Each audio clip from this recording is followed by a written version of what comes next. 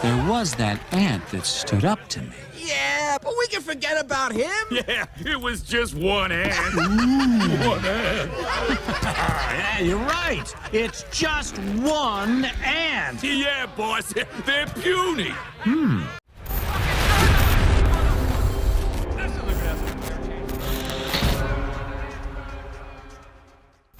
Are you a puny little ant, or are you something more than that? Welcome back, beautiful and amazing human beings. This is Luke Rudowski of WeAreChange.org, and in this video, we're going to do something that I don't see a lot of people doing. We haven't done ourselves, and that is talk about good, important, positive news. Something, of course, that you won't hear on the mainstream media, but of course, you need to hear more than ever. Especially when it comes to individuals coming together, making the biggest difference. Meanwhile, the government lies and manipulates, tries to put you in a constant state of fear in order to manipulate you. Sorry, I just had a cough there.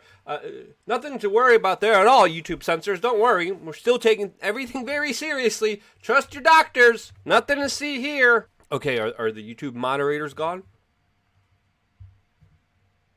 Okay, I bring this up before jumping into the really positive news, only because of the recent YouTube decisions have definitely hit us very hard. And now we're getting some insight to why this is happening from Anil Mohan, who is the chief product officer of YouTube, that recently said independent media or people espousing opinions in their basement, well, they're just simply not news, unlike the professional authoritative sources out there like the mainstream media.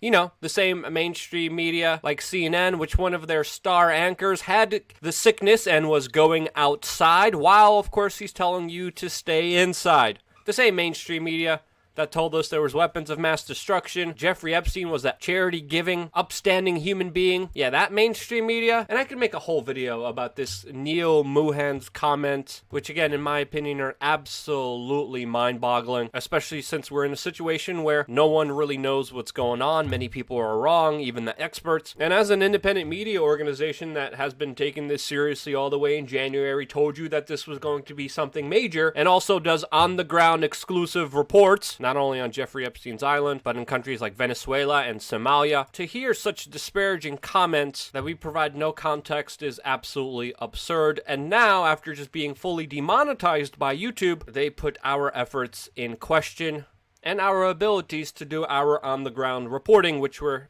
known for.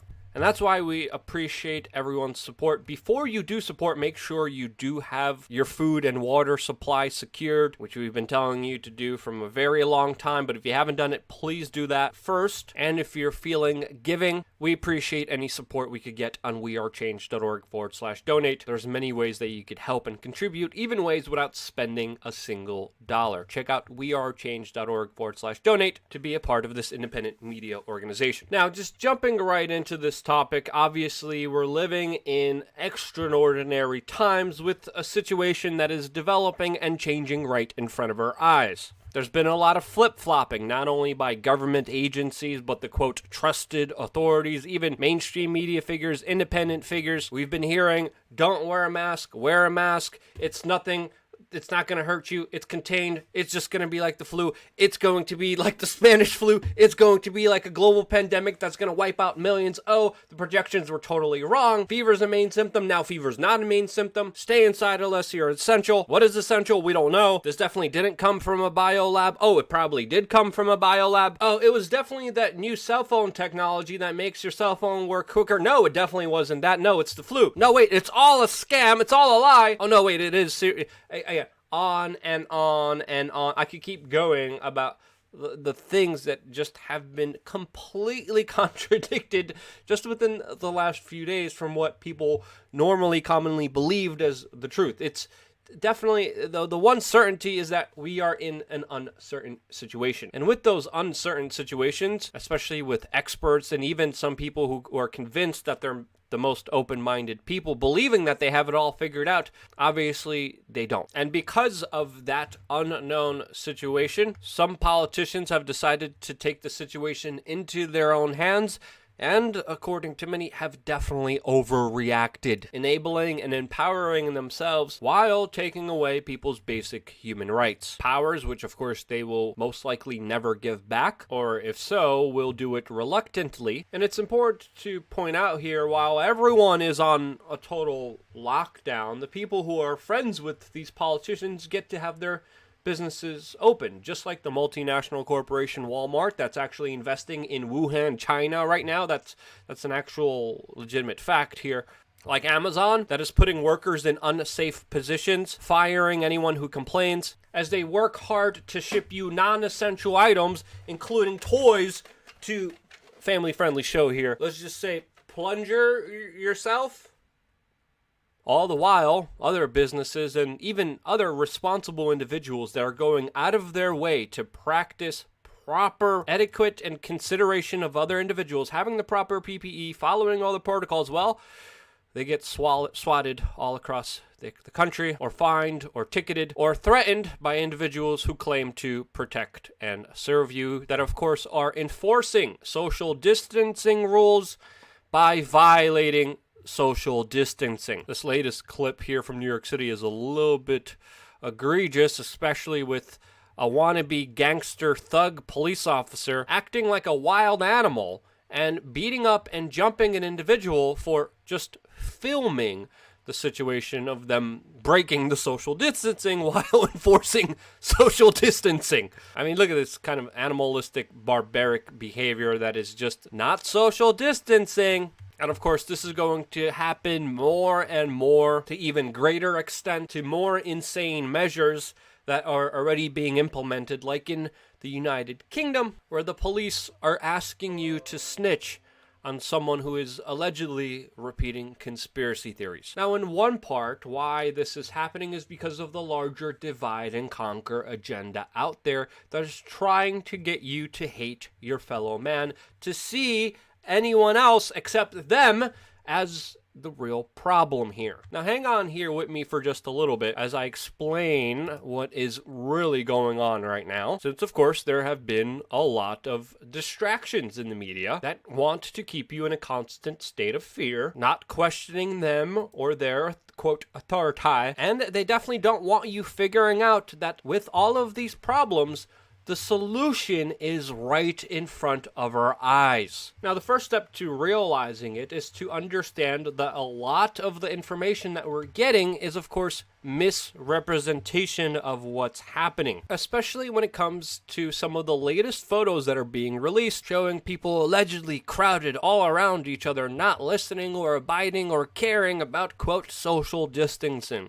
And these photos, if you actually read some of the comments associated with them, really highlight a lot of angry individuals that get very triggered when they see these images, highlighting, of course, how outraged people are because of actions like this. I mean, we have to understand, when it comes to some of these photos, well, there's a lot of them just being manipulated, especially when you look at the distancing that the photos were taken and how a particular lens and the angle of a camera could make it look like an area is very crowded when in actuality, it is not. And that's why when you're seeing photos like this, it's important to ask, when was this actual photo taken? As this, quote, news organization is talking about an event that was captured overhead that portrayed a totally different understanding of it. Doesn't really seem that responsible there, Neil, does it? Now, of course, not everyone is social distancing, and there are even people protesting right now. There has been a lot of anger directed towards these individuals as well. Many of these protesters also donning a lot of Trump gear, even though Donald Trump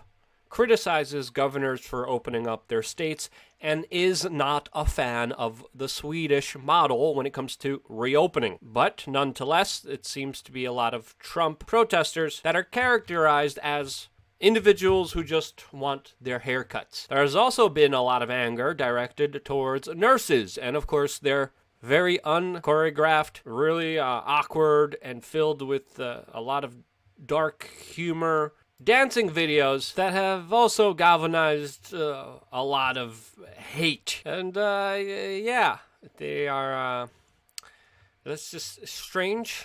I guess you could say unique. Definitely weird, and definitely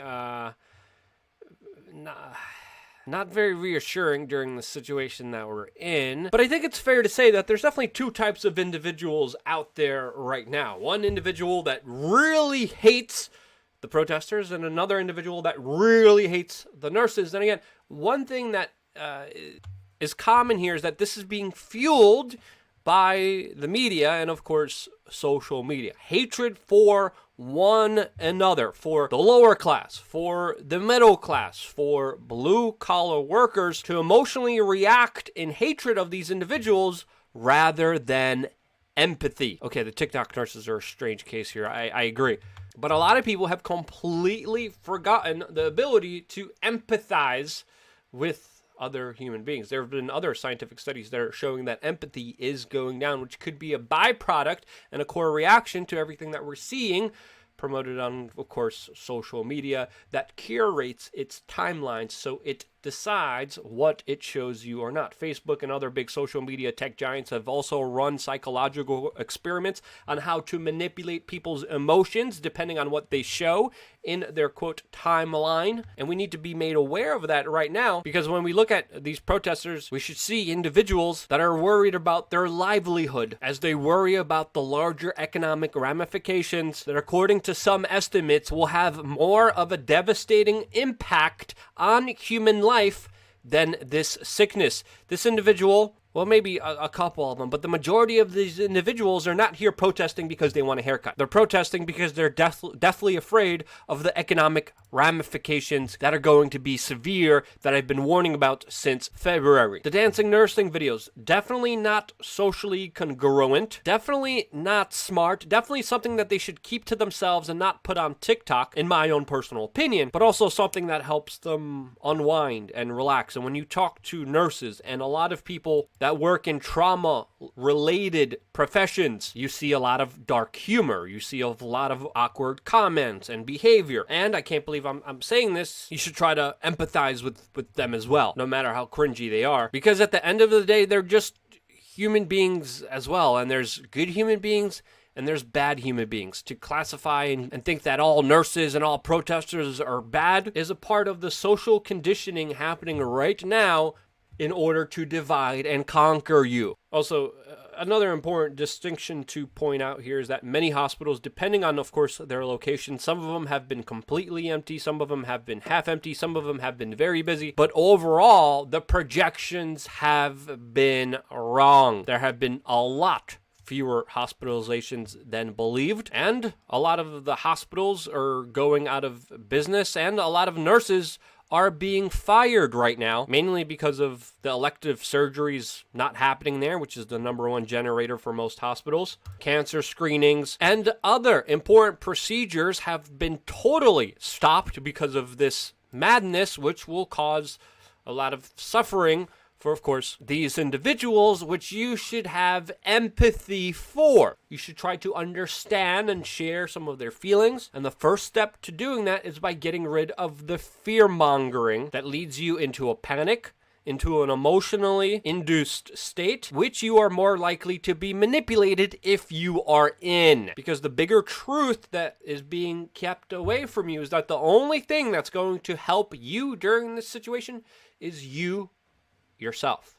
And more specifically, the relationship that you have with your family, your community, and neighborhood. You coming together with your fellow man and woman, not hating each other, but coming together will help save humanity. Just like this report we're getting from a dairy farm in Pennsylvania that decided to donate and sell some of their own milk instead of dumping it as it was ordered to do so. The community responded. Cars started lining up. The farm didn't go out of business. They sold out of their products. The community was able to get their hands on perishable items, which shows you how easily we could fix a lot of the bigger problems in front of us, especially the bigger problems with mismanagement of food. Many people need to understand people aren't eating less or more during this time of crisis. But of course, because monopolies have such control of the market, because of the lockdown, a lot of produce isn't going to schools and restaurants like it usually is. Because of that, a lot of it is being thrown out to the tune of, quote, $15 billion with just fresh fruits and vegetables that, according to some estimates, have already been destroyed. The meat market is another market that you're going to see big ramifications of at the grocery store that we've been warning about for weeks now that will impact you soon. As of course, cattle, pigs, and other animals are being slaughtered because of mismanagement and no one being able to buy them. And it's really going to be you making contact with your community, with the farmers, working together hand in hand, decentralizing the food supply chain, which is in the hands of monopolies, that will make the biggest difference, that will keep farms up and running and people not hungry. The businesses that are providing charities, like the Northeast Dairy Producer Association, they deserve your business since they are donating food, milk, and other produce to individuals who wouldn't have it if it wasn't for them being in business. So support them. A little bit of charity goes a long way, especially now, as well as courtesy. As you know, I've been taking this situation seriously from the very beginning. Been telling you that it most likely came from a biolab all the way from the very beginning. I was telling people to stock up on their food before anyone was even talking about the food shortages. I was telling you about precious metals before many of them totally ran out of supply. I was telling you to buy supplements and seeds before many of them became unavailable across the country. And now I've been telling you to start your own farm. The situation at hand is a very uncertain one, a very dangerous one that has appeared right in front of us, and it could wipe us out individually, if of course we let it. And this is a video of bees coming together, luring a murdering hornet that everyone's talking about right now, reaching North America. And it shows you these bees using almost everyone in their nest, raising their temperatures in order to cook this murdering hornet alive. Individually, we do not stand a chance. So think twice next time you attack a nurse or a protester or any other blue-collar worker or individual who wants to make a difference to the situation that we're in, because those individuals, if we come together, will make that difference happen. I believe that can happen. And if you believe this to your core, like I do, share it with your friends and family members before it's too late. Love you guys. Stay tuned for more. Say, let's pretend this grain is a puny little ant. Did that hurt? Nope. Well, how about this one? Are you kidding? How about this?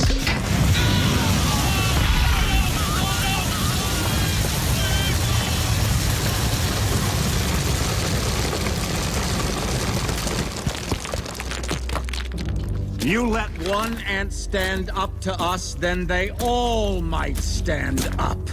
Those puny little ants outnumber us 100 to 1. And if they ever figure that out, there goes our way of life. It's not about food. It's about keeping those ants in line.